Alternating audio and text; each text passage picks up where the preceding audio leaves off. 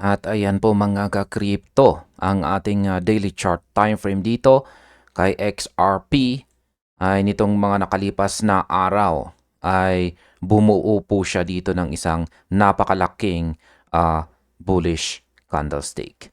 Ayan, siya po ay tumalbog dito sa 1.3211 na ating major support at umangat po siya. At yun nga lang, napigilan po ng minor resistance natin dito sa 1.3833. Tapos kahapon, muli po niyang sinubukan na basagin yung ating minor resistance dito. Pero bigo po siya. Yan, nagkaroon po siya ng mas mahaba po yung kanyang wick o karayom dito sa kanyang itaas na bahagi. Sinyalis po yan na nahirapan po siyang tagusin ang ating minor resistance dito. Ngayon ay bumubuo po siya ng bullish na candlestick at mukhang susubukan po niya ulit na basagin ang ating minor resistance. Parang kumukuha lamang po siya ng buwelo. At maganda po yung mga indicators natin dito. Mukhang nagpapakita na po sila ng pagsisimula ng isang bullish na momentum. Dito naman po tayo kay Bitcoin. Si Bitcoin, ganun din. Noong nakalipas na araw po dito, noong mga April 13, ayan, ay bumuo na rin po siya ng isang malaking bullish candlestick. At mas maaga po yung signal natin dito na lumabas kay Bitcoin. Yan, nag-green na po yung ating Hall Sweet Indicator noong mga April 9 pa at lumabas po yung mga QQE bars natin na kulay blue noong April 7. Kaya mas maaga yung signal natin kaya pump po siya. Pero kahapon, katulad po ni XRP, bumuo po siya ng isang bearish candlestick. At mas matindi pa ito kasi mas mahaba yung kanyang wick dito or karayom as compared sa kanyang maliit na katawan. Ibig sabihin is may matinding selling pressure po na kinakaharap ngayon ni Bitcoin sa presyong ito. Pero yan, sinusubukan po niya ulit na basagin ngayon. Kasi maski pa paano is bullish na bullish po ang momentum natin base sa ating mga indicators. Yan, pero bago po natin ipagpatuloy ang ating technical analysis, ay atin pong alamin yung mga balita natin ngayon. Mga kasalukuyang balita natin ngayon na nakakaapekto po sa crypto market. At ang ating unang balita po rito mula po sa ating source na si CoinGate, sabi rito ay Senate Banking Chair cast doubt on April Clarity Act markup, citing 3 key hurdles. At ayan, paliwanag po natin yan mga ka-crypto. Ayan, isa po itong napaka-importanting update mula sa Washington, D.C. na direkta pong nakakaapekto sa buong crypto market. Di lang po dito sa US o Pilipinas, kundi sa buong mundo. Alam naman nating lahat na ang Clarity Act ang itinuturing na holy grail ng regulasyon sa crypto. Ito po ang batas na magbibigay ng malinaw na linya kung ano po ang commodity at ano ang security. Marami po ang umaasa na ngayong buwan ng April ay magkakaroon na ng tinatawag na markup o ang formal na pag-aproba sa Senate Banking Committee. Pero heto po ang ating main story dito. Si Senate Banking Chair Tim Scott ay naglabas po ng pahayag na nagbibigay ng pagdududa kung matutuloy nga ba. Yan, kung matutuloy nga ba ito ngayong buwan na ito. Sa isa pong interview sa Fox Business, inamin po ni Senator Scott na hindi siya makapagbigay ng definite date para sa markup ng Clarity Act. At ang tanong ay bakit? Dahil mga ka-crypto, mayroon pong 3 malalaking harang o hurdles na kailangang malampasan bago po ito umusad. Hindi ito basta-bastang delay. Ito po ay isang malalim na usapan sa pagitan ng mga traditional banks, law enforcement, at ng ating minamahal na crypto industry. Kaya pag-usapan po natin ang bawat detalye ng balitang ito at para maintindihan po natin kung bakit ang Clarity ay tila mailap pa rin ngayong buwan ng April. At simulan po natin sa unang harang. Yan ang unang hurdle kung saan ay ang stablecoin rewards versus bank deposits. Ang unang issue po na binanggit ni Senator Scott ay ang matinding banggaan sa pagitan po ng mga bangko at ng crypto industry tungkol po sa stablecoin rewards. Isipin po ninyo ito mga ka-crypto. Ang mga stablecoins gaya po ng USDC o USDT ay nag-aalok ng tinatawag na yield o rewards para sa mga humahawak or nag-hold nito. Siyempre, ang mga traditional na bangko ay hindi po natutuwa rito. At bakit? Dahil natatakot sila na ang mga tao ay ilabas ang kanilang pera sa mga savings account po nila at ilipat ito sa mga stable coins dahil mas malaki po ang kita dito. Sabi nga ni Senator Scott, ang isyong ito ay posibleng marisolba sa loob ng susunod na 2 linggo. Sa katunayan, si Senator Tom Tillis naman ay naglalabas na ng stablecoin yield tax para subuking ayusin ang lingwahe ng batas. Ang goal o layunin po nila ay siguraduhin na hindi po direktang nakikipagkompetensya ang mga stablecoins sa mga bangko sa paraang makakasama sa financial system. Ayan, dito na po papasok ang aking opinion tungkol dyan. Napaka-importante po ng bahaging ito ng balita. Ang stablecoin rewards ay isa po sa mga dahilan kung bakit maraming retail investors ang pumapasok sa crypto. Ito ang ating passive income. Pero tignan po ninyo ang pananaw ng mga bangko. Para sa kanila, ito ay unfair competition. Sa akin pong palagay, ang takot ng mga bangko ay medyo malabo. Gaya nga ng sinabi ni Senator Scott, hindi naman natin nakikita na nauubos ang dollars sa savings account. Sa katunayan, tumaas pa nga ang deposit simula noong third quarter ng nakaraang taon. Ang problema po rito ay hindi ang panganib sa ekonomiya, kundi ang takot ng mga bangko na mawalan ng kontrol sa daloy ng pera. Kung ang Clarity Act ay mapipilitang tanggalin o limitahan ang mga stablecoin rewards, malaking dagok ito sa utility ng stablecoins sa loob ng US ecosystem. Kailangan po nating bantayan kung paano po babalanse ang interes ng mga dambuhalang bangko at ang kalayaan po nating kumita sa mga digital assets. Ayan, dito naman po tayo sa pangalawang arang. Sabi dito, the second issue Senator Tim Scott mentioned is the DeFi piece, which he noted they have to ensure is in place. Ayan. Ang pangalawang issue po na yan ay mas technical at mas maselan. Kasi yan po ay tungkol sa DeFi o Decentralized Finance piece. Dito po nagkakaroon ng clash ang law enforcement groups at ang crypto stakeholders. Ang pinagtatalunan ay ang provision po na tumutukoy sa BRCA o ang Blockchain Regulatory Certainty Act. Ang layunin po ng BRCA sa loob ng Clarity Act ay protektahan ang mga developers ng DeFi platforms at saka decentralized exchanges or in short, DEX.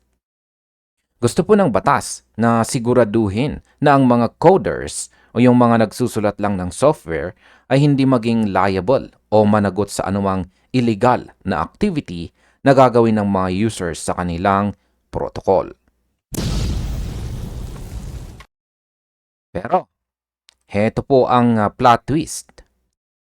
Ang law enforcement groups, gaya ng FBI, at saka iba pang mga ahensya ay ayaw po sa provision na ito. Sabi nila kapag binigyan ng ganitong proteksyon ang mga developers, mas mahihirapan po silang habulin ang mga financial crimes gaya po ng money laundering. Para sa kanila, dapat may pananagutan ang sino mang gumagawa ng infrastructure na ginagamit sa krimen. At dito na po papasok ang aking opinion tungkol dyan. Dito natin makikita ang tunay na laban para sa decentralization. Kung ikaw po ay isang developer na gumagawa lamang ng isang open source na code, dapat ka bang makulong kung may masamang tao na gumamit ng code mo para sa illegal na bagay? Para sa akin, ang sagot ay dapat hindi. Parang gumawa ka lang ng kalsada. Hindi mo kasalanan kung may magnanakaw na dumaan doon. Ngunit sa mata ng law enforcement ngayon pong taong 2026, gusto po nila ng total surveillance at total accountability. Sabi po ni Senator Scott, target nilang ayusin ito sa loob din ng 2 linggo. Pero sa tingin ko, ito ang pinakamahirap na part. Kapag naging masyadong mahigpit ang Clarity Act sa DeFi, posibleng lumayas ang mga developers sa Amerika at pumunta sa mga bansang mas crypto-friendly. Ang pagprotekta sa mga non-custodial developers at non-negotiable para sa kinabukasan ng DeFi. Kung mawawala po ang proteksyong ito, mawawala na rin ang innovation. Yan, dito naman po tayo sa pangatlong harang. At yan po ay may kaugnayan sa Republican unity at ang partisan divide. Yan, ito po ang huling harang na binanggit ni Senator Scott, kung saan ay hindi naman po technical, kundi political. Kailangan po niyang makuha ang suporta ng lahat ng Republicans sa committee. Gusto po niyang siguraduhin na iisang pahina lamang silang lahat pagdating po sa Clarity Act. Bakit nga ba ito kailangan, mga ka-crypto? Kailangan ito dahil kung sakaling tumutol ang lahat ng Democrats, kailangang bumuo ang hanay ng mga Republicans para maipasa ang bill sa committee at dalhin ito sa Senate floor. Sabi nga ni Scott, maaaring tumagal pa ng another couple of weeks bago nila makuha ang buong consensus. Bagamat optimistic po siya na bago mag-summer ay maayos ng lahat, ang timeline ay tila humahaba na. Ang summer 2026 ay malapit na at habang papalapit ang midterm elections, lalong nagiging mahirap magpasa ng mga malalaking batas dahil abala na ang mga senador na senators sa kanilang pangangampanya. At ayan, sa aking opinion naman tungkol sa bagay na yan, ang politika ay laging nagpapabagal po sa progreso. Sa aking pananaw, ang pagkakaisa ng mga Republicans ay critical dahil sila ang mas nakikita nating pro-crypto sa kasalukuyang administrasyon. Pero kung pati sa loob ng kanilang partido ay may pag-aalinlangan pa rin, marahil dahil sa pressure mula sa mga traditional financial donors, magiging mahaba po ang laban na ito. Ang 54% odds sa fully market na mapirmahan ito ni Trump ngayong taon ay nagpapakita po ng mixed sentiment. Ibig sabihin, coin toss pa rin kung magiging batas ito ngayong 2026 o mauusog na naman sa susunod na taon. Bilang mga investors, kailangan po nating i-manage ang ating expectations. Ang markup ngayong April ay mukhang malabong mangyari at posibleng May o June na natin ito makita. Ang bawat linggo na lumilipas na walang markup ay nagpapataas ng risk na abutin tayo ng election season kung saan nag-i-stalled ang lahat ng legislative movements.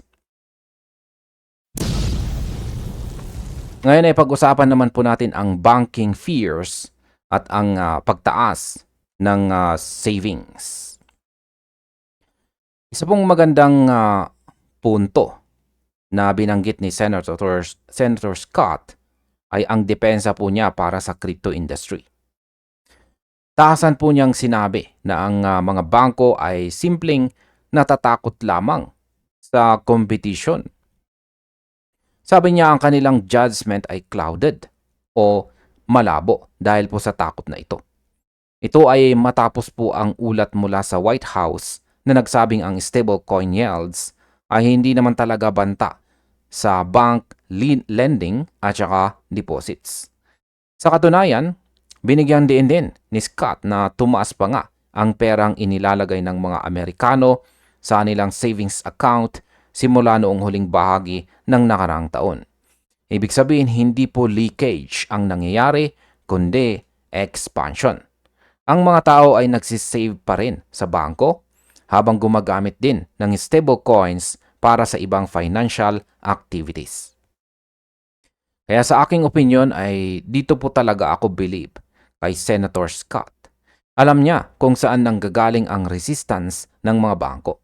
Ang mga traditional banks ay sanay na sila. Sanay na sila lamang po ang king o hari dito sa mundo ng finance. Ngayong may stable coins na kayang magbigay ng mas mabilis na settlement at mas magandang yield, pilit po nilang ginagamit ang gobyerno para gipitin ang crypto. Pero ang data po dito ay hindi nagsisinungaling. Ang crypto at ang traditional banking ay pwede pong mag-exist ng sabay. Ang pagkilala po ni Scott ng mga bangko ay natatakot lamang sa kompetisyon ay isang malakas na signal na may mga kaalyado tayo sa gobyerno na nakakaintindi sa teknolohiya. Ngunit sa dulo, ang tanong ay kung kakayanin ba ng katotohanan ito na talunin ang impluensya at lobby money ng mga dambuhalang bangko sa Washington. At ayan, sa kabuuan po ng balitang ito, ang mensahe po mula sa Senate Banking Committee ay malinaw. Ang Clarity Act ay work in progress pa rin. Bagamat gusto nating lahat ng bilis, ang tatlong hurdles o hadlang na ito, yan po ang stablecoin yields, DeFi protections at saka Republican utility ay hindi po basta-basta. Ang April markup ay mukhang malabo na, pero ang optimism para sa summer ay nananatili. Kaya para po sa atin bilang mga XRP holders at saka crypto participants, ang clarity ay hindi lang usapin ng salita. Ito po ay usapin ng kaligtasan ng ating mga investments. Kaya habang wala pang markup, mananatili po ang regulatory uncertainty na pumipigil sa mga institution na pumasok ng buo. Ngunit, huwag po tayong mawalan ng pag-asa. Ang katotohanang pinag-uusapan na ang mga fine details gaya ng lengguwahe sa stablecoin rewards at sinyalis na malapit na tayo sa finish line. Konting tiis pa, konting bantay pa sa balita at lagi po nating tandaan ang tamang impormasyon ang ating proteksyon sa magulong mundo ng digital finance. At ayan, ang sabi naman sa ating sunod na balita dito ay Trump's next Fed Chair Kevin Warsh discloses crypto, Polymarket, SpaceX Holdings. Ayan. Alam nating lahat na ang Federal Reserve o ang Fed ang siyang nagdidikta ng galaw ng dolyar at ng pandaigdigang ekonomiya. Ngayon, ang nominee ni President Donald Trump para maging sunod na Fed Chairman na si Kevin Warsh ay formal na pong naglabas ng kanyang financial disclosure. Hindi po ito ordinaryong report. Ang 69-page disclosure na ito ay naglantad po ng mahigit $100 million sa assets na hawak ni Warsh. At ang nakakagulat po dito ay hindi lang ito puro bonds at saka traditional stocks. Ang kanyang portfolio ay punong-puno ng investments sa SpaceX ni Elon Musk, sa blockchain-based prediction market na Polymarket, at iba't ibang crypto companies. Ito ay isang malaking signal na ang susunod na mamumuno sa Fed ay may malalim na pag-unawa at personal na skin in the game pagdating po sa mga bagong teknolohiya at digital assets. Kaya sa balitang ito ay pag-uusapan po natin ang bawat detalye ng kanyang holdings at kung bakit ito mahalaga para sa atin. Simulan po natin sa 100 million disclosure kung saan nakatago po ang pera. Ayon po sa isinabmit na report, ang yaman ni Kevin Warsh ay highly concentrated sa dalawang major holdings na nagkakahalaga ng $50 million sa Juggernaut Fund LP. Ang fund na ito ay konektado po sa kanyang advisory position sa Duquesne Family Office, ang investment firm na itinatagpo ng legendary hedge fund guru na si Stanley Druckenmiller. Isipin po ninyo mga ka-crypto, ang isang taong posibleng mag-utos kung kailan itataas o ibababa ang interest rates ay galing sa mundo ng high-stakes investing. Ayan, dito na po papasok ang aking opinion. Pero check lang, update lang po natin ang presyo ng XRP. Nasa 1.3635 sa ngayon. Ayan, napaka-interesting po ng background na ito ni Kevin Warsh. Sa loob po ng mahabang panahon, ang mga namumuno sa Federal Reserve ay madalas po nating nakikita bilang mga academic o mga taong galing lamang sa traditional na banking sector na tila malayo po ang loob sa crypto. Pero pagdating dito kay Warsh, iba po ang kanyang profile. Ang pagkakaroon ng mahigit $100 million sa assets at ang koneksyon po niya kay Stanley Druckenmiller ay nagpapakita na siya ay isang market participant. Alam niya kung paano gumalaw ang pera sa aktual na market. Kaya sa tingin ko ito po ang kailangan ng modernong ekonomiya. Isang leader na hindi po natatakot sa experimental sectors. Ang katotohanang nakapwesto po siya sa mga fund na humahawak ng malalaking kapital ay nangangahulugan na naiintindihan po niya ang liquidity hindi lang sa libro, kundi sa tunay na operasyon. Ang kanyang portfolio ay isa pong statement na ang Federal Reserve sa ilalim ng kanyang pamumuno ay posibleng maging mas bukas sa inobasyon kaysa sa mga nakaraang administrasyon. Hindi na po ito yung lumang Fed. Ito po ay isang Fed na pinapatakbo ng isang taong marunong magpalago ng sariling yaman sa mga makabagong paraan. Yan, pag-usapan naman po natin ang tungkol sa SpaceX at ang Polymarket, ang mga bets ng susunod na Fed chairman. Isa po sa pinaka-headline, yan, headline grabbing na detalye po sa disclosure ay ang kanyang stake sa SpaceX ni Elon Musk. Hindi lang yan, nakita rin na isa po siyang investor sa Polymarket, isang blockchain-based prediction market na naging napaka-popular nitong nakaraang eleksyon. Ang mga investment na ito ay ginawa sa pamamagitan ng isang entity na tinatawag na DCM Investments 10 LLC. Yan ang aking opinion po dito ay bakit kailangang bigyang pansin natin ang SpaceX at ang Polymarket. Yan, kailangan po nating bigyang pansin ito dahil ang mga ito ay simbolo ng disruption. Ang SpaceX ay binabago po ang space industry, habang ang Polymarket naman ay binabago ang paraan kung paano po natin sinusuri ang probability at data gamit ang blockchain technology.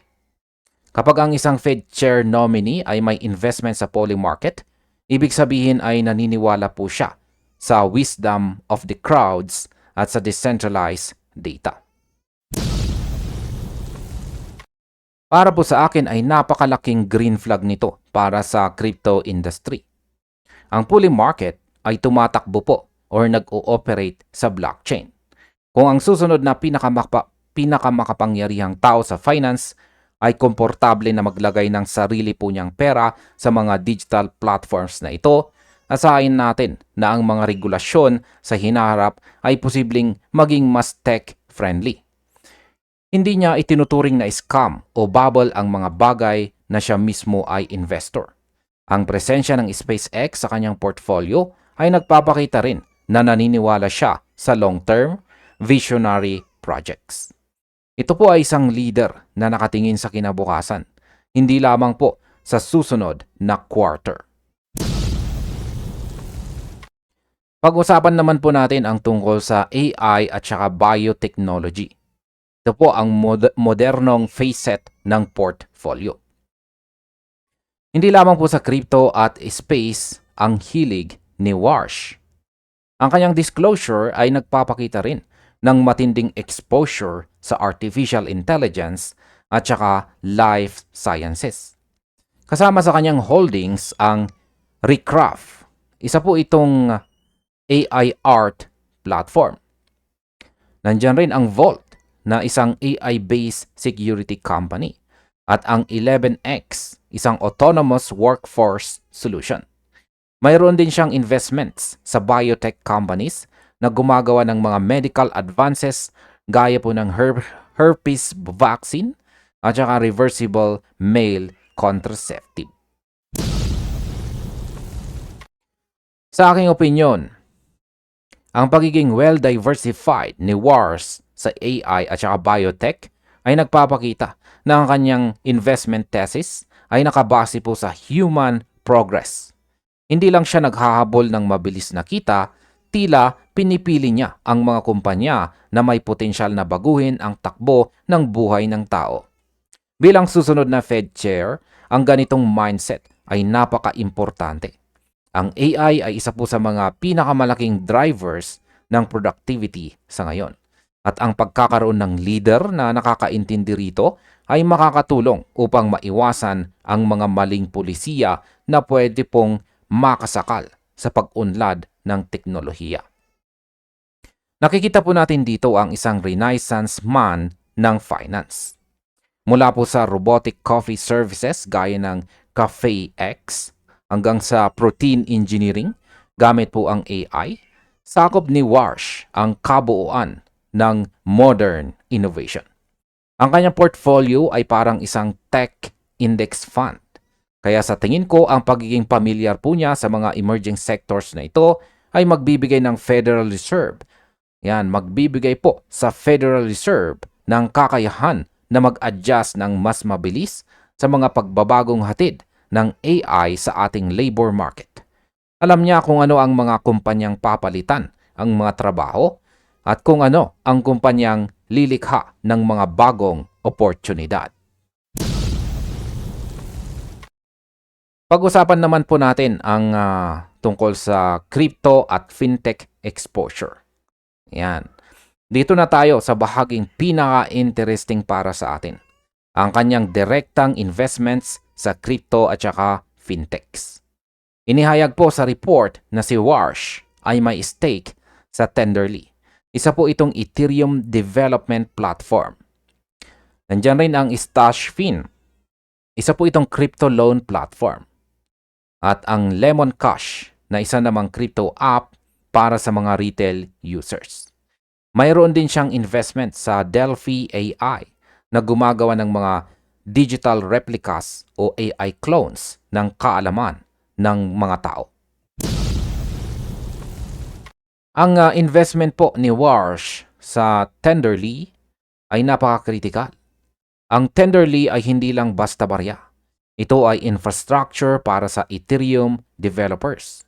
Ibig sabihin, alam po ni Warsh na ang tunay na halaga ng crypto ay nasa development at saka sa building ng applications. Hindi lamang po siya basta speculator na bumibili ng coins. Investor po siya sa mga tools na ginagamit para mabuo ang decentralized web.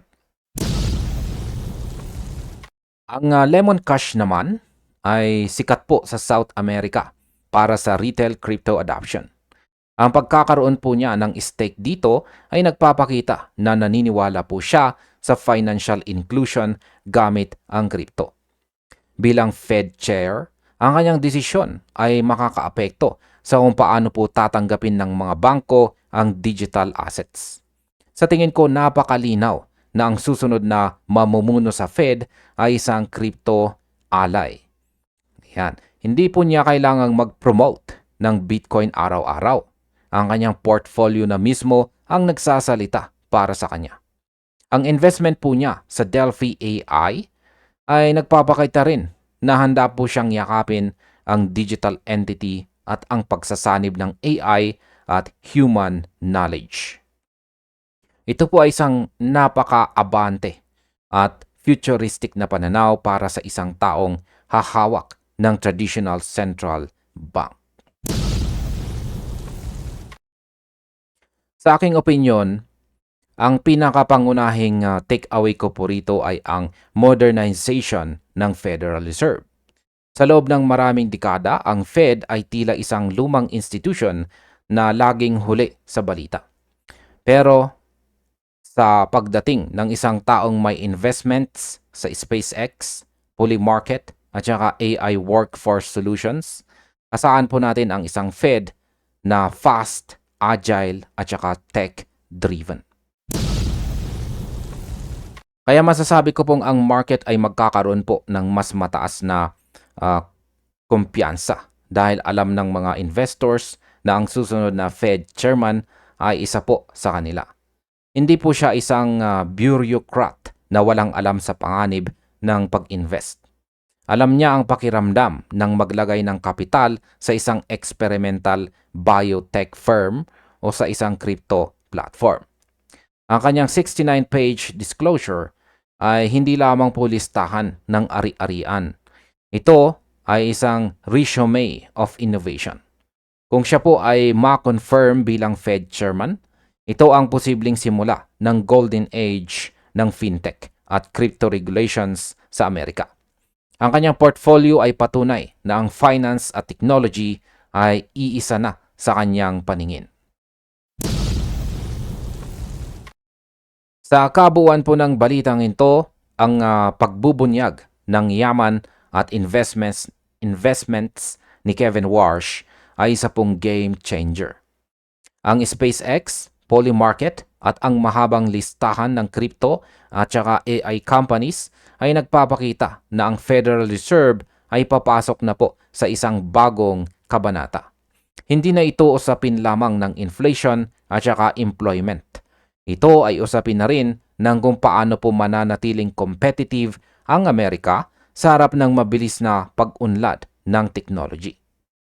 Ang susunod na Fed chairman ay isang taong may malalim na koneksyon sa modernong ekonomiya.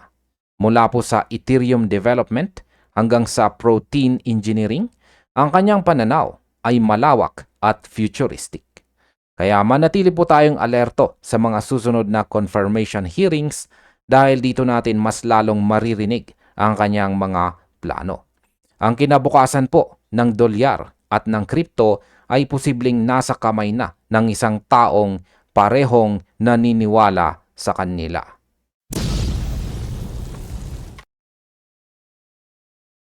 Sabi naman po sa ating sunod na balita dito ay breaking news. $3.6 trillion Goldman Sachs files for Bitcoin Premium Income ETF with SEC. Ayan ang dambuhalang investment bank na Goldman Sachs na may hawak na mahigit $3.6 trillion sa kanilang assets under management ay opisyal na nag-file ng registration statement sa SEC para sa kanilang kauna-unahang proprietary Bitcoin product. Yan po ang Goldman Sachs Bitcoin Premium Income ETF.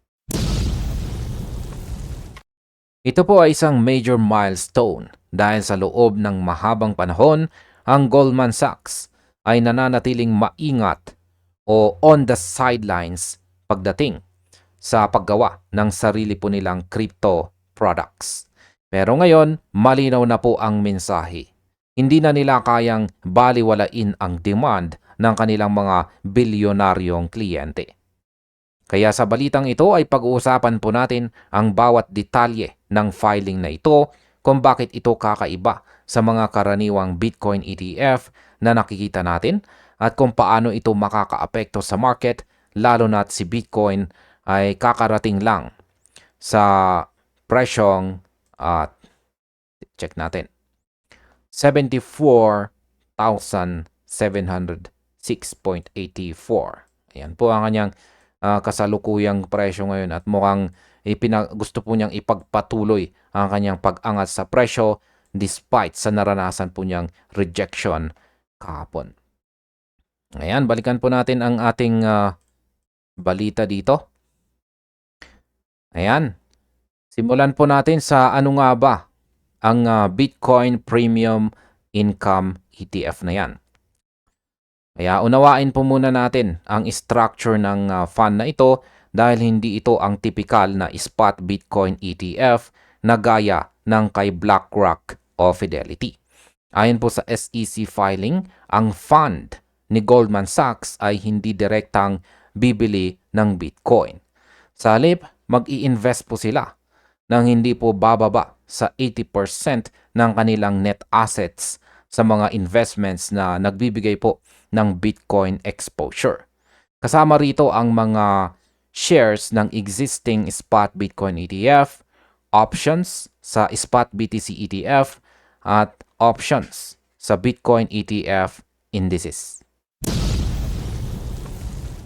Sa aking opinyon ay napaka-strategic ng hakbang na ito ni Goldman Sachs. Imbis na makipag-compete sa paramihan ng hawak na physical o spot Bitcoin, pinili nilang gumawa ng isang yield-generating product.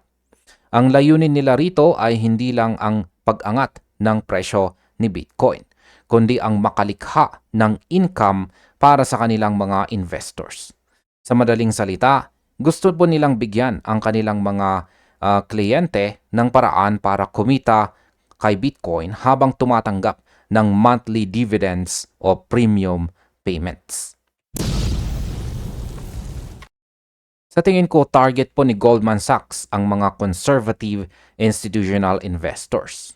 Ito po yung mga kumpanya o bilyonaryo na gustong pumasok kay Bitcoin pero natatakot sa sobrang volatility o yung biglang taas-baba ng presyo.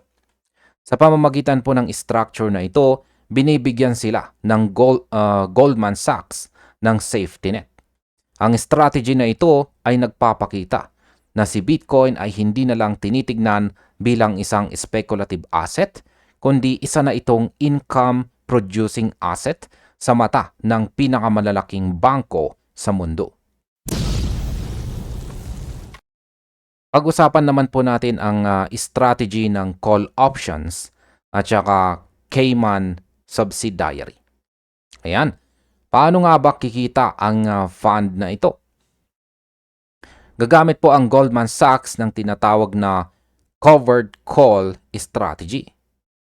Ibig sabihin, habang may hawak po silang Bitcoin exposure, magbebenta sila ng call options sa ibang mga traders. Kapag nagbenta ka ng options, nakakatanggap ka ng premium o bayad sa unahan. Ito ang ipapamahagi. Yan, kanilang ipapamahagi bilang income sa mga investors. Bukod dito, may isa pang interesting na detalye sa filing. Gagamit po ang Goldman Sachs ng isang Cayman Islands subsidiary para hawakan ang hanggang 25% ng kanilang asset. At ang tanong ay bakit?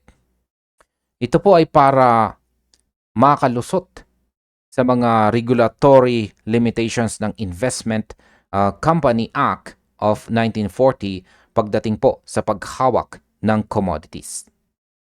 Ang aking opinion po dito ay ang paggamit po ng Cayman subsidiary ay isang pro move na madalas po nating makita sa mga hedge funds.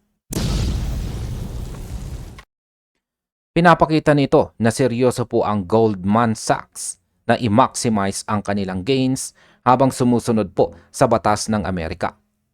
Pero may trade-off po ang strategy na ito. Kapag nagbebenta ka ng call options, ibig sabihin ay nakakap o may limitasyon ang iyong upside potential. Kapag biglang lumipad si Bitcoin patungong $100,000, ang mga investors sa fund na ito ay hindi makukuha ang buong profit dahil kailangan po nilang bayaran ang mga holders ng options. Para sa akin, ang fund na ito ay perpekto sa isang sideways o moderately bullish na market.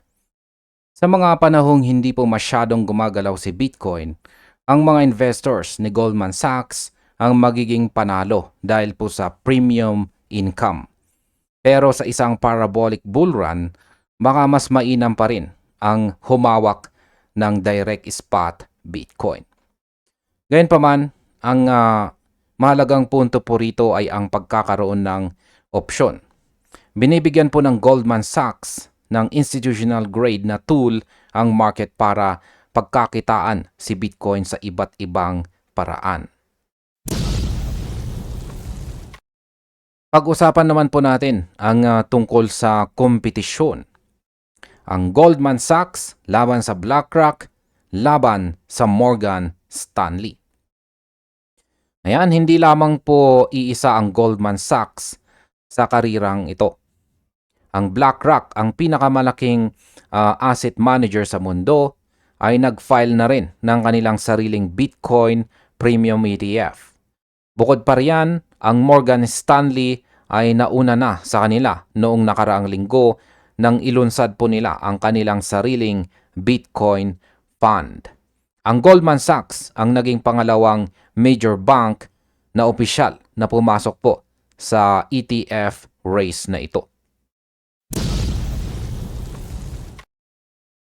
Sa aking opinyon, nakikita po natin dito ang isang clash of the titans. Kung noon ay tinitignan lang nila si Bitcoin mula sa malayo, ngayon ay nag-uunahan na sila sa pag-aalok ng mga sophisticated products. Ang pinagkaiba ni Goldman Sachs ayon kay Bloomberg analyst Eric Balchunas ay ang pag-file po nila sa ilalim ng 40 Act, habang ang BlackRock ay nasa ilalim ng 33 Act. Ang technicality na ito ay nagpapakita na mas retail-friendly ang approach ni Goldman Sachs sa aspeto ng regulation, pero mas complex ang internal management nito. Sa tingin ko, nararamdaman po ng Goldman Sachs na kailangan nilang i-leapfrog o lagpasan ang BlackRock. Marahil ay naririnig nila sa kanilang mga clients na gusto namin ng Bitcoin exposure pero ayaw namin ng heart attack tuwing babagsak ito ng 10%. Ang Bitcoin Premium Income ETF ang sagot po sa hiling na yan. Ang kompetisyong ito sa pagitan ng mga higanting bangko ay magriresulta sa mas mababang fees at mas magandang liquidity para po sa ating lahat. Kapag ang mga dambuhala ay nag-away, ang mga consumers at investors ang madalas na panalo.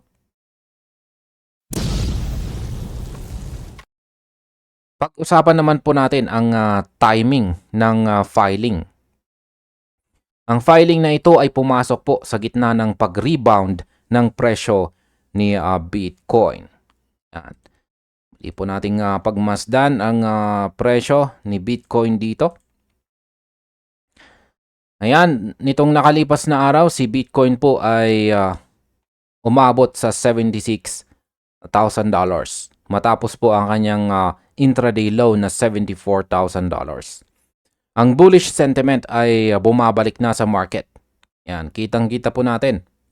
At ang balitang ito mula kay Goldman Sachs ang siyang nagsisilbing rocket fuel para sa lalong pag-angat ng kumpiyansa ng mga investors.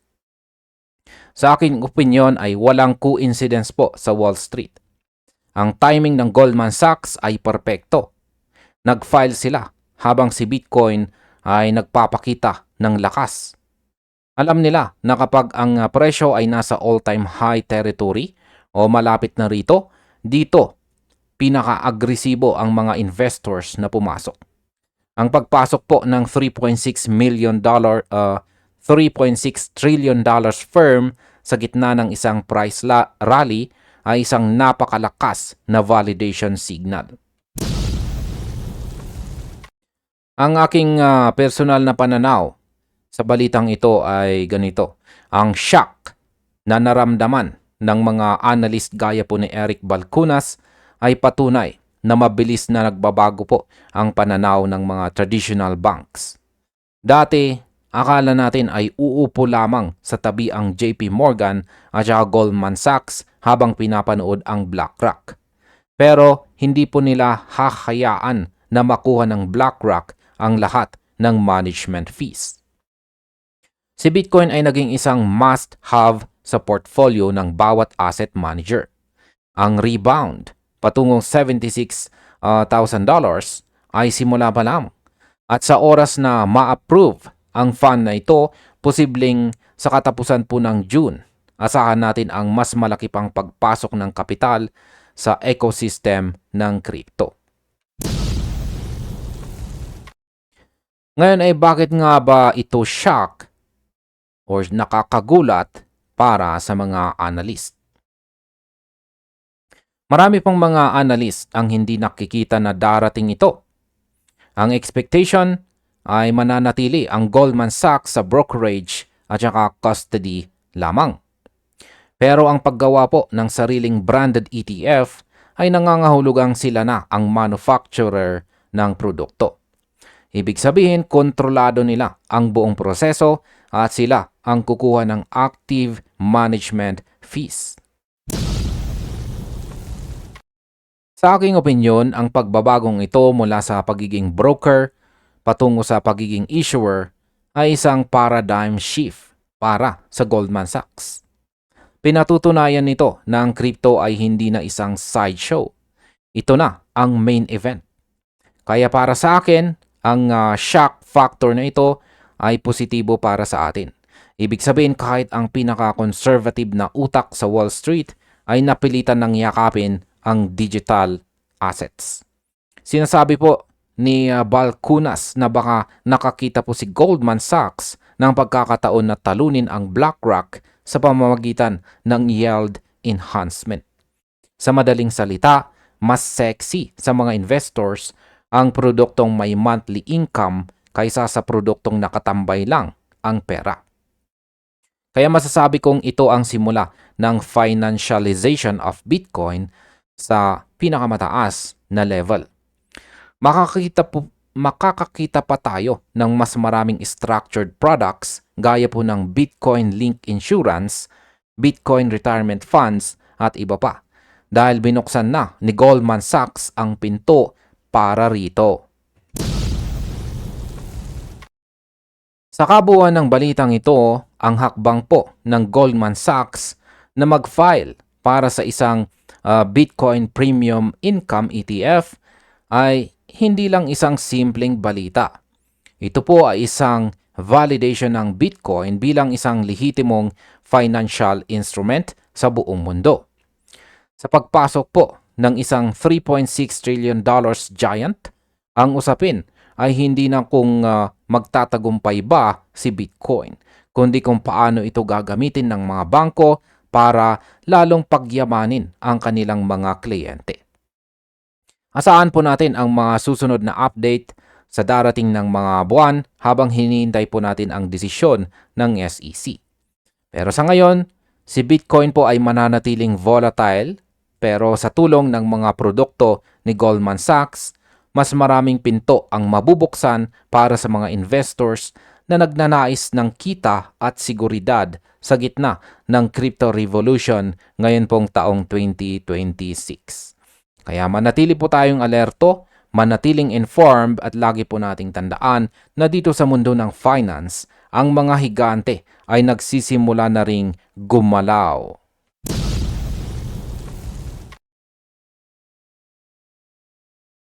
Sabi naman, sa ating sunod na balita dito ay US PPI inflation comes in cool at 4%. Bitcoin price breaks $75,000. Ayan, kung napansin po ninyo ang inyong mga portfolio, siguradong napangiti po kayo dahil si Bitcoin ay nagawa po niyang umakyat nitong nakalipas na araw at nabasag po niya yung $75,000 na presyo. Yan, ito po ay ang nagdulot po nito ay matapos pong mailabas ang pinakahihintay na US Producer Price Index o PPI data para po sa buwan na ito ng March. Pero kung titignan po natin ang presyo ngayon ni Bitcoin ay bumagsak po siya sa ilalim ng 75K at ito po ay naglalaro ngayon sa presyong 74,728.50. Pero sinusubukan po niyang bumalik ito. Ayan. Sa balitang ito ay hindi muna tayo titingin yan sa mga guhit sa chart or indicators natin sa chart kung saan ay magfo-focus po muna tayo sa mga fundamentals. Pero magte-technical analysis po tayo mamaya. Ayan.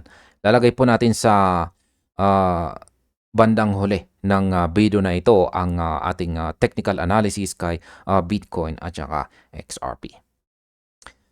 Ayan, bakit nga ba biglang sumipa ang presyo? Ano ang kinalaman ng inflation sa United States? At totoo bang may kinalaman ang usaping geopolitics sa pagitan ng US at Iran sa pag-akyat na ito?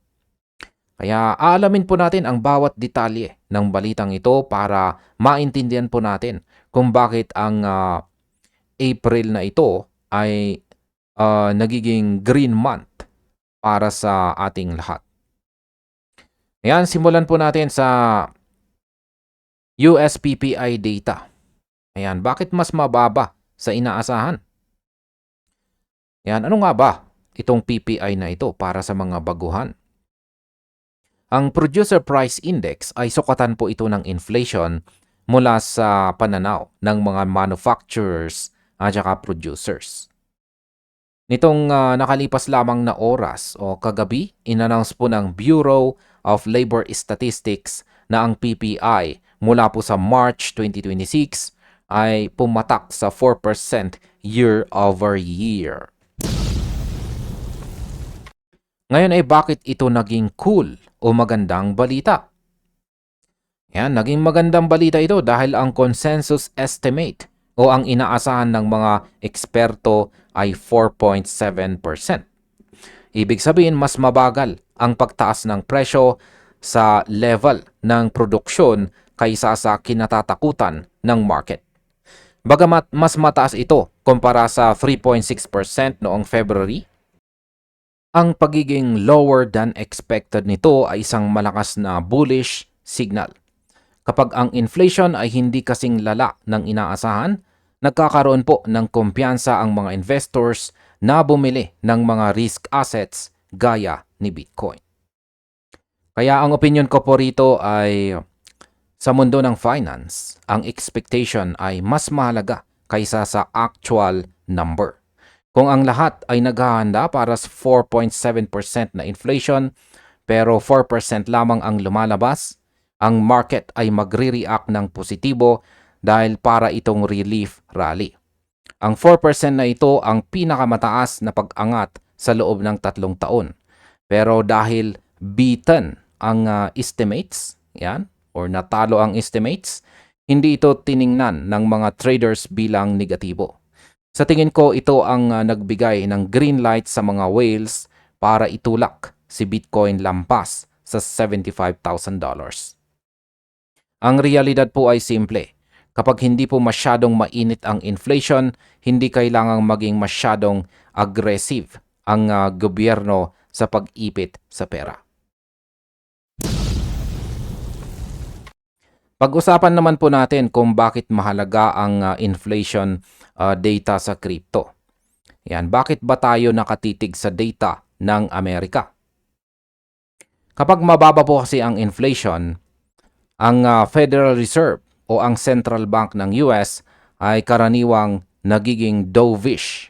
Ang ibig sabihin po ng dovish stance ay posibleng itigil na nila ang pagtaas ng interest rates o mas maganda pa ay mag-umpisa na silang mag-cut o magbawas ng interest rates. Kapag mababa po ang interest rates, nagiging mas mura ang humiram ng pera at ang mga tao ay mas gustong ilagay ang kanilang kapital sa crypto kaysa sa mga bangko na maliit lang ang interest. Ang monetary policy na ito ang siyang nagpapagalaw kay Bitcoin mula pa noong una. At dahil po sa March PPI data, ang inaasahan ng mga netizens at analyst ay mas malapit na tayo sa susunod na rate cut. Sa aking opinyon, napaka-importante na maintindihan natin ang cycle na ito. Si Bitcoin ay tinuturing na hedge against inflation, pero sa kabilang banda, isa rin itong risk asset na sumasabay sa liquidity ng US dollar. Kapag ang Fed ay nag-pivot o nagbago ng direksyon patungong dovish stance, asahan po natin ang pagbuhos ng kapital. Ang balitang ito ay hindi lang tungkol sa presyo ngayon. Ito po ay tungkol sa faith o tadhana ng market para sa susunod na FOMC meeting. Sa tingin ko si Bitcoin ay naghahanda na para sa isang parabolic move habang ang mga traditional na investors ay nagsisimula na ring pumasok dahil sa lumalamig na inflation. Pag-usapan naman po natin ang US-Iran negotiations at ang geopolitical boost. Ayan, hindi lamang po PPI data ang nagtulak sa market. May isa pang malaking factor. Yan po ang balitang muling bumibilis po ang momentum ng US-Iran negotiation talks. Sa mga nakalipas na buwan, ang tensyon po sa Middle East ay isa sa mga nagpapakaba sa global markets. Pero ngayong linggo may mga ulat na nagkakaroon po ng revival sa pag-uusap para sa diplomasya. Kapag bumaba po ang tensyon sa pagitan ng mga bansa, nababawasan ang uncertainty sa mundo. At ang crypto market, lalo na si Bitcoin, ay ayaw na ayaw ng uncertainty. Ang positibong momentum sa usapang ito ay nagbibigay po ng karagdagang kumpiyansa sa mga traders na hindi magkakaroon ng malaking gulo na pwede pong magpabagsak sa global economy. Sa aking opinyon, nakikita ko dito ang pagiging global asset ni Bitcoin. Hindi lang ito usaping chart. Usapin na rin ito ng world peace at saka diplomacy. Kapag nagkaroon ng seryosong pag-uusap sa pagitan po ng US at Iran, bababa po ang presyo ng langis at mas magiging stable po ang logistics sa buong mundo na makakatulong din para lalong mapababa ang inflation. Sa tingin ko, ito po ang X factor kung bakit pati ang Ethereum ay sumipa ng mahigit 8% at si XRP ay tumaas din ng 2.72%. Ang buong market ay humihinga ng maluwag dahil sa kombinasyon ng magandang inflation data at positibong geopolitical news. Ayan, pag-usapan naman po natin ang mga prediction ng mga analyst na aabot daw si Bitcoin sa presyong $75,000. Ayan, dahil po nagawang basagin ni Bitcoin ang $75,000 na presyo pero mukhang rejection po ito. Ayan, yung base po sa ipinakita ng candlestick natin kahapon ay mukhang rejection po yan sa presyong 75,000 imbis na breakout. Yan, dito po kasi papasok itong si analyst na si Michael Van de Pope. At siya po mismo ang nagpahayag na kung magpapatuloy daw ang momentum, ang bullish momentum ni Bitcoin, pwedeng pumasok ito sa price range na $80,000 hanggang $85,000 pero sa loob ng long term. Hindi lamang ito haka-haka. Ang susunod na Federal Open Market Committee or FOMC meeting ang siyang magiging decisive factor. Kapag formal na nag-announce po ng rate cut o kahit dovish pause lamang, ito ay magsisilbing instant boost para sa crypto. Sa aking opinion, ang target po na $85,000 ay mukhang napaka-realistiko naman sa ngayon. Bakit? Dahil kung nabasag po ang $75,000 na yan, ay isa po kasi itong matinding psychological resistance. Ayan, kapag si Bitcoin ay nasa all-time high territory, gaya po ngayon, wala na po tayong tinatawag na overhead resistance o mga sellers mula sa nakaraan na gustong mag-break even. Ang tanging limitasyon na lang natin ay ang ating sariling imahinasyon at momentum ng balita. Pero kailangan pa rin natin na maging maingat. Bagamat ang PPI ay maganda, kailangan po nating makita ang consistency. Kung ang susunod na data ay magpapakita pa rin ng pagbaba, ang $85,000 target ay pwede pong maging support level na lang sa hinaharap. Kaya, ayan, pag-usapan naman po natin ang epekto kay Ethereum, XRP at sa mga altcoins.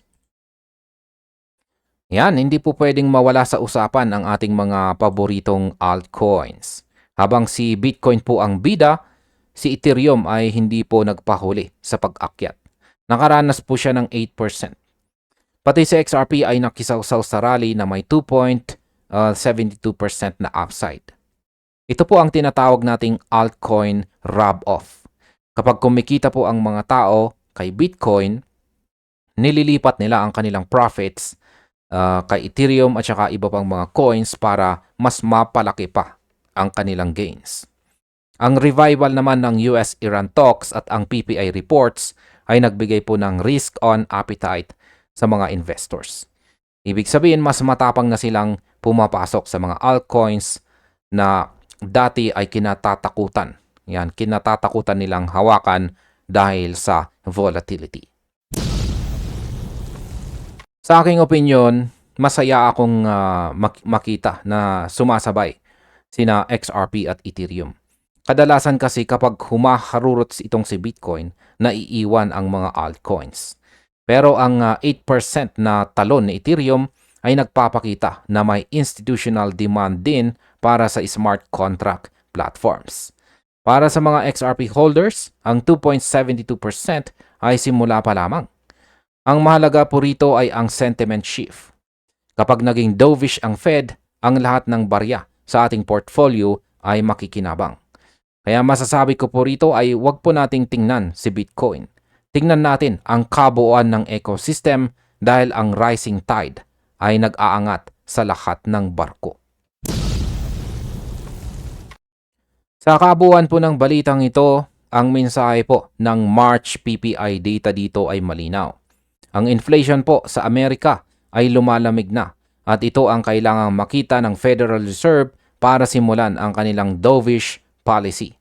Si Bitcoin sa halagang 74,702.02 ngayon, ayan, ay hindi lang isang numero. Ito po ay simbolo ng kumpiyansa ng mga investors sa kinabukasan ng digital assets. Kaya bantayan po nating mabuti ang mga susunod na balita tungkol sa US-Iran negotiations at ang mga pahayag mula sa FOMC members. Ang roadmap po patungong $85,000 ay nakalatag na at tayo ay nasa gitna ng isa sa mga pinaka-exciting na panahon sa kasaysayan ng crypto ngayong taong 2026. Kaya manatili po tayong mapagmatsyag, magbasa ng balita at lagi po nating tandaan na ang tamang impormasyon ang siyang susi sa tagumpay sa market. At dito na po tayo sa technical analysis. Yan, ang daily chart time frame ni XRP. Nakikita po natin dito ng ating Hall Street indicator ay maliit na. Yan, at nagsisimula na po itong mag-flat. Ayan, yung iniintay na lang natin sa ating Hall Street indicator dito ay magbago na yung kanyang kulay. Kasi kung pag naging kulay green na yan, ibig sabihin ay yung mga bulls na ang may control sa market. Yan na lamang yung hinihintay natin. Sa tingin ko dito is mag-curve po siya dito. Yan, dito na talaga siya mag-uumpisa. Kaya mukhang yung major resistance natin dito, major support po pala natin dito na 1.3211 ang siyang sahig. Ayan, kaya dapat mas maganda siguro kung nakapag-accumulate kayo rito. Ayan, ako is nag-accumulate po ako rito sa 1.3211. Lalong-lalo na nung nakita ko na talagang nagkakaroon ng mga rebound dito. Ayan. At maliban dyan ay umangat po siya. Ayan, at nagpapakita po ng katigasan naman yung ating minor resistance dito sa 1.3833. Kaya mukhang parang hindi po niya basta-basta mababasag yung minor resistance natin dito. Kasi dalawang beses niya na itong sinubukang basagin. Ayan, nung una ay noong April 7 at saka April 8. At nitong mga nakalipas lamang na araw ay noong April 13 at saka April 14. Ayan, kaya nakadalawang beses na po tayo. Siguro baka sa pangatlong beses na kanyang susubukan basagin ito ay baka mababasag na po niya ito.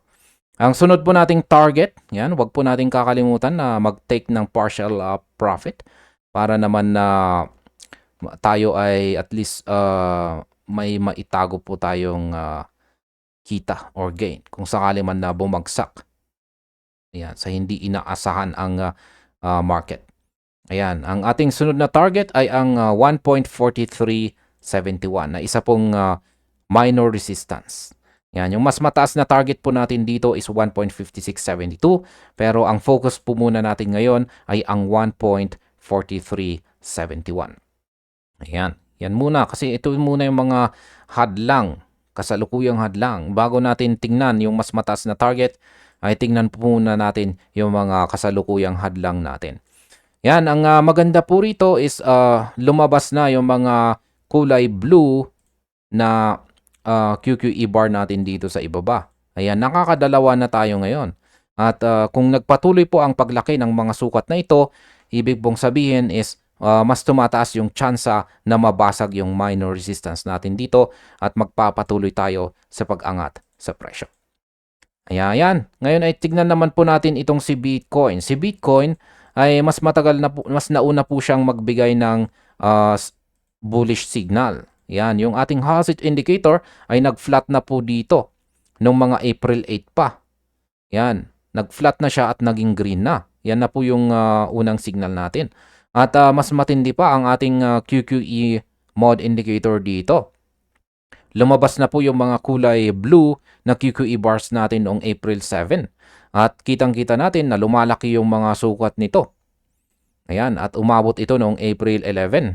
Ayan, medyo lumiit lamang siya noong April 12 at nagpapatuloy po siya sa kanyang pag-angat. Noong April 12 po kasi ay nakaranas ng pagbagsak ang itong si Bitcoin. Yan, bumuo po siya ng bearish candlestick pero nagpapatuloy po siyang umaakyat ngayon. Ngayon, ang nakikita natin dito kung magpapatuloy po sa paglaki ang sukat ng mga QQE bars natin dito, ayan, is mataas ang chances na aakyatin po natin ang 78,126.93 na major resistance. Pero bago po yan is meron po tayong isang minor resistance na naman dito. Ayan. May minor resistance po tayo dito. Kinuha po natin sa previous rejection dito noong mga March 16 to March 17. Kaya lagay po natin yung kanyang price level. Ayan, kung saan ay ito po ay nasa presyong 74,937. Kaya yan po yung isa po itong minor resistance. Kailangan pong mabasag ito ni Bitcoin bago siya magpatuloy dito sa ating target na 78,126.93 na isang major resistance. Yeah. Yan po yung aking simpleng mabilisang technical analysis dito kay Bitcoin at saka kay XRP. Kaya sana nga ay magtuloy-tuloy yung ating bullish momentum na nabubuo ngayon. Ayan, kasi nagsisimula po ang ating mga indicators na nagpapakita ng bullish momentum. Pero sa tingin ko, kung sakaling magkaroon po ng hindi magandang balita, yan, or negative news, lalong-lalo na yung geopolitical news natin, digmaan na yan. Yan is mukhang yan po ang siyang magpapabagsak sa presyo ng crypto market na naman. Or kung hindi po magpapabagsak, ay ito po ay maaaring magdudulot ng sideways or consolidation. Kaya tutukan na rin natin yung mga balita. Kasi malaki po talaga ang impact sa galawan ng market. At ayan, hanggang dito na lamang po tayo sa video na ito mga ka-crypto. Marami pong salamat sa panonood.